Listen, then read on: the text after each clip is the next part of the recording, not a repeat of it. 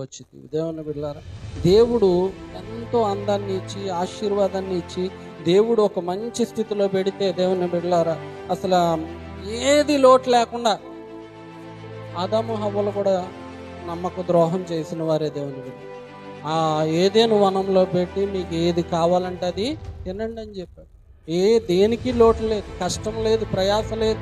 చల్లపూట ఆయన రావడం, చక్కగా మాట్లాడుతూ ఉండేవారు, ముచ్చటించూ ఉండేవారు.